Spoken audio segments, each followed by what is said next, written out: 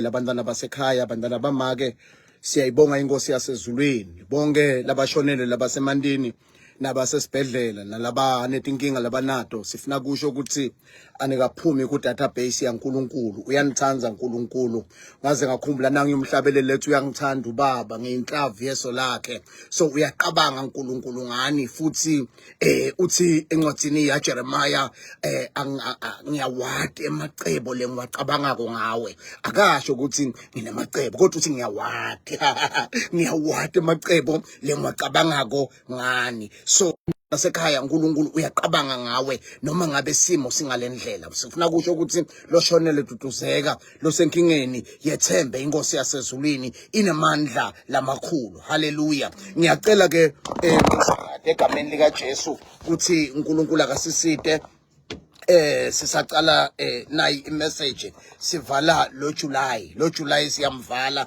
bantwana basekhaya ekumvaleni kwethu lo July uNkulunkulu lothembekile uNkulunkulu wasezulwini unemandla lamakhulu ithembekile inkosi ikakhulu lo July bantwana sekhaya incwadi yeChronicle chapter 13 ngifuna sikhulume kancane nje kulelivi leChronicle chapter 13 uNkulunkulu unendo lafuna kuyisho esimeni sakho hallelujah Chronicle chapter 13 from verse 12 to 14 ngidayifunza ngeSiswati msakati sengucobile egameni lika Jesu ifunzeka ngalendlela ngako Manoa wambuda wathi ngesikhathi emavi akho asagcwalisekile kuyawuba yini imiyalo ngempilo nangemisebenzi yalomfana ingelosi yasimakathi yaphendula yathi kuManoa yathi umkakho kufanele ende konke lokho lengimtshele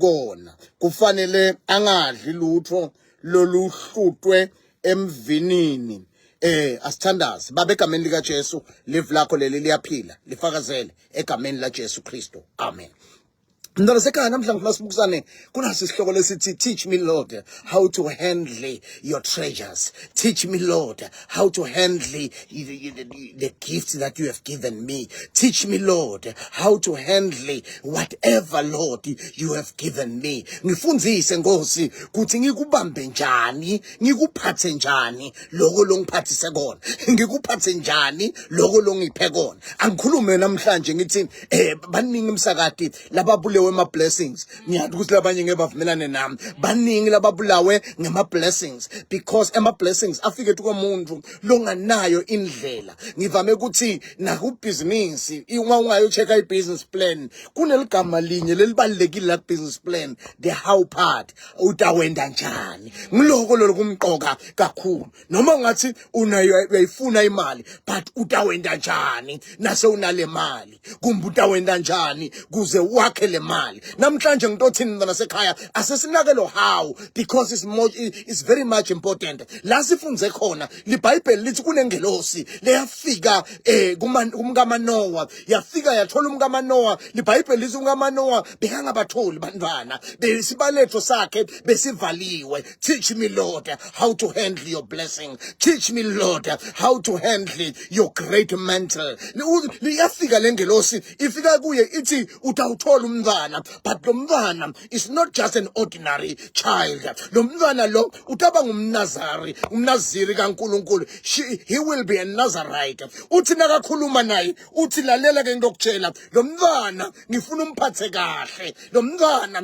kunetinto lekufuna ungatendi immediately when you conceive kunetinto lekufuna utigweme utshela umkaManoa hayi ngiyamthanda Manoa lo umkaManoa nakaya kuManoa uthi kunendvodza lefikile lendvodza le inesimo sebuNkulunkulu ingitshele ukuthi ngidawukhulelwa yangitshela nekokuthi kunetinto lekumele ngitende kufanele nginganathi liwayini uyamtshela onke lama instruction but the man of God Manoa uyahamba uyothandaza uthi uNkulunkulu ngiyathandaza ukuthi the very same man lomthumele kumkami mthumele nakini atosifundzisa sobabili angifuna afundise umkami kuphela kodwa ngifuna sifundzise ukuthi lesipho lesipho siyophathwa njani, lesipho siyosibamba njani, lesipho kumele sende njani. Mbengato ngivumele namhlanje egameni lika Jesu mntwana sekhaya ndokubuta ukuthi lokhu uNkulunkulu la kupha kona wenda njani ngakho.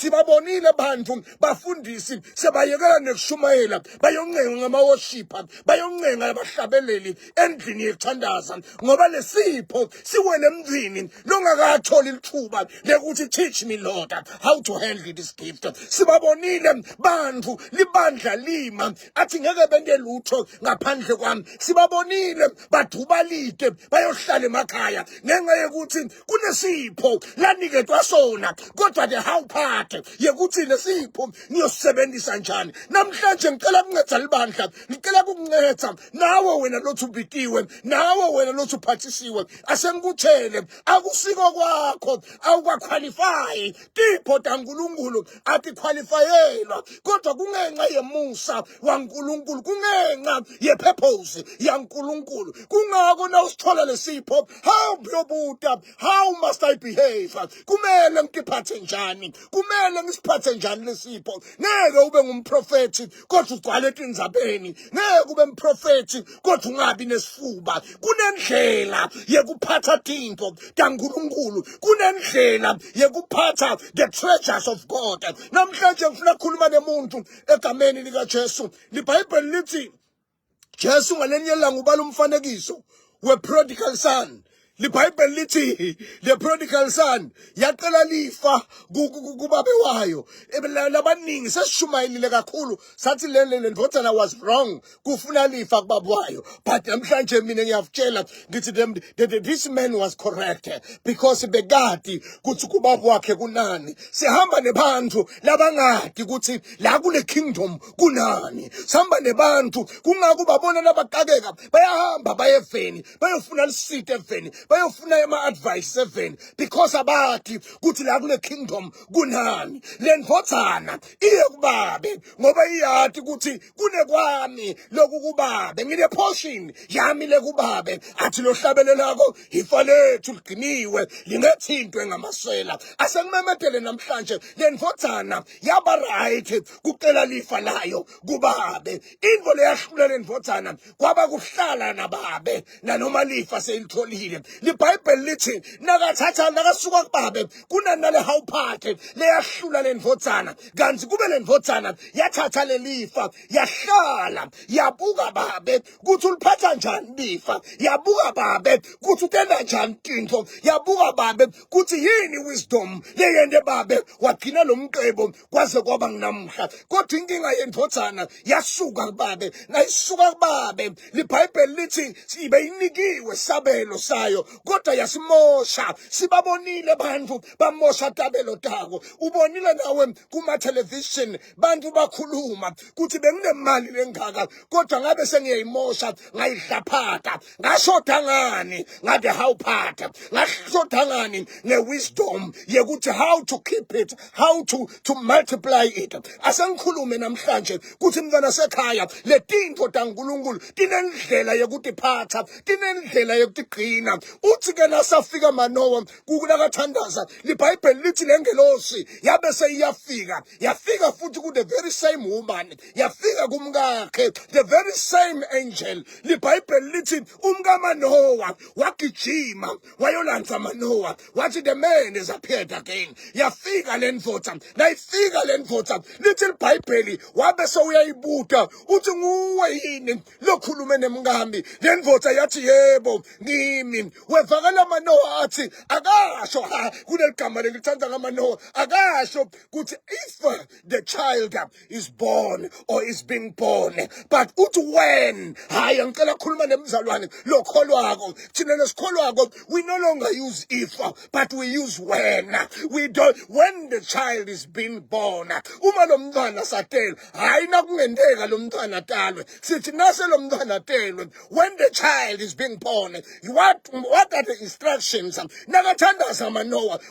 I heard the instruction from my wife, but I need the very same angel to come back and give us more instruction, because siyaqonza kuthi dingo taNkulunkulu tidzinga instructions letifuna iBhayibheli lelithi ungaqhezuki kuto kwesekunene noma kwesekhohlo. Asengikhulume mntana sekhaya, hayi ukuthi wena une voice lemnanzi, hayi ukuthi wena you are better than others. iBhayibheli lithi uNkulunkulu angawasebenzisa nematshe, but manje kunento simakathe layilindele kuwe kuthi phatha kahle lesipho lakunikete sona, phatha kahle lena ingcebo elakunikete yona, phatha kahle lokhu uNkulunkulu lakuphathise kona. Akusiko kwakho kuphathe kahle, mphathele kahle umnikati. iBhayibheli like lakhuluma ngalenye indzaba lathi kunenkosi leyahamba yayogcotshwa, nayiyogcotshwa yanikata isebentayo amathalenta. Lithi leBhayibheli nakabuya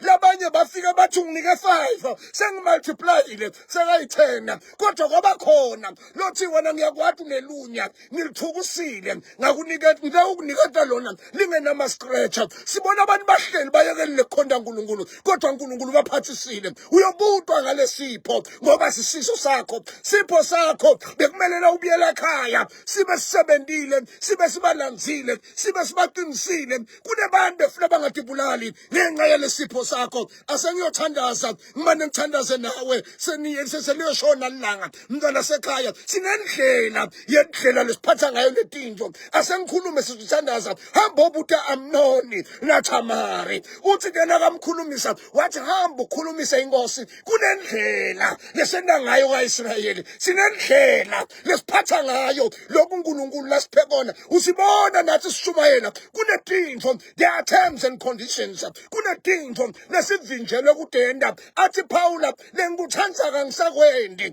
ngenxa yalesipho, ngenxa yale ngcebo lengaboli. Angithandaze nawe mntwana sekhaya, unguprofeti lonjani losetindzabeni lohlala gwetshwa, ungumfundisi lonjani lohlala gwetshwa, uyiworshipa lenjani lengakhulumisi bantfu, lengahloniphani, lenganasiso, lengathandazi. Ngingathandaza yini nawe namhlanje egameni likaJesu? Asivale emehlo babe wethu longcwele egameni likaJesu. Izwi lakho liyaphila, liyisando liqheketa amadwala. Khulume kahle babe nanamuhla kubantu labafanele, ulungisa babe makoti ngoba masinyane ozayeza wakanakulibala. Mehlethu sabheke esibhakabhakeni kuthi lo flotako ehede masinyane atholanza libandla. Sithi umntwana wakho lothi babe bowuhlolisisa mine, ulungisisa mine, uloda mine. Mntwana sekhaya, akawahle uNkulunkulu emandla emuntu. Ufuna kusho njalo namhlanje kuthi teach me Lord how to handle your treasures, how to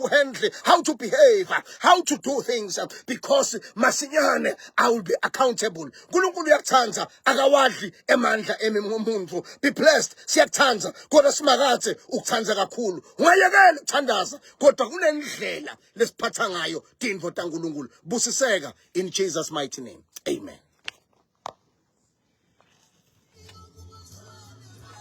Oh yes.